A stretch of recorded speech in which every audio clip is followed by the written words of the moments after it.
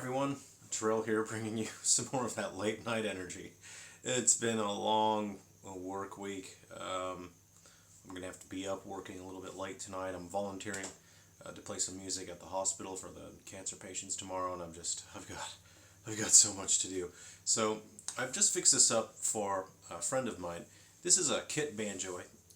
I'm not sure where he ordered it from, but it's sort of made out of plywood, and he constructed it himself out of the kit, but he said the sound wasn't very good. He didn't really like the sound that came out of it, so I just have done some work on this for him. So I've put Aquila Nile Gut banjo strings on here, and I think they sound great. I've got them on one of my banjos, and I'm just so happy with just the warm, soft sound. So this thing was constructed in pieces. Really, you have your banjo head here, and it's open in the back there. And I actually quite like the sound now that I've done a bit of work on it. So really what I've done is I had to tighten the head. There was no way to tighten it. So what I've done is I dismantled it, and I found some sort of wooden veneers to shim up where the wood material was pushing up against the head. So I was able to actually tighten the head by putting shims, wood shims all around the edges. So when I got my hands on this instrument, there was no tension at all. And then any banjo player will tell you that head tension is extremely important. So it does have a nice, clear voice to it. And it's quite soft and warm and pleasant. Now my friend plays clawhammer. I can't. So I'll just play the finger picking style. I've tried, I can't seem to figure it out. Maybe when I've got more time to try learning clawhammer, I can try it in the future.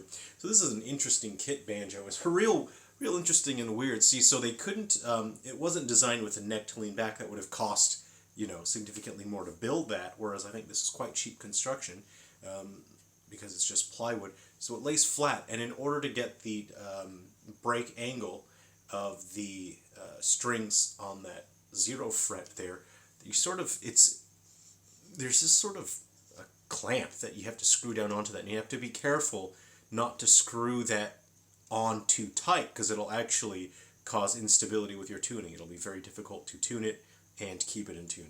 So that was interesting as well.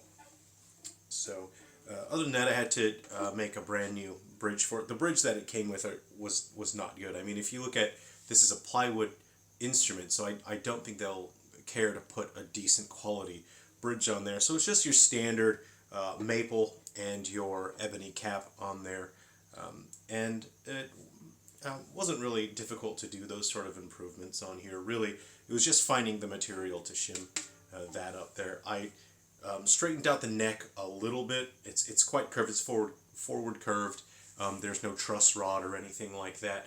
I straightened it out a bit, but it is still pulling forward a fair bit. So once you get up here, if you want to play your chords up here, it's going to be a bit uncomfortable. Like, there's not a lot of tension, but the action is just significantly high. There's nothing you can do about that, really. Like, I've pulled it back and bent it as much as I could, but I don't want to risk damaging the instrument any further. So I think he said, I can't remember how much he paid. Honestly, I'm not even going to throw a number out there because I don't want to mislead people. But I just wanted to show you what it's like when you order these sort of cheaper kit banjos. I think they're a really cool, fun project. He applied a finish on that himself. He just had it as a wall hanger, and I said, hey, I'll fix that up for you and you can play it. I would say this is, up to fret 5, it's totally playable.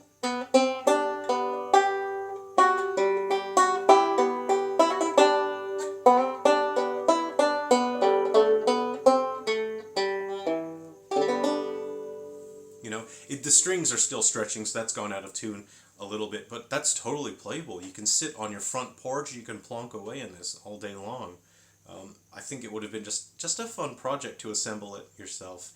So yeah, I'll be bringing this back to my friend tomorrow, and I hope he has fun rocking out with that. So take care of yourselves. It's sometime late at night. I don't know. I think it might be 11:45. It's not that late, but I got to go back to work. I got to get more work done. So take care, everyone. I'll see you around.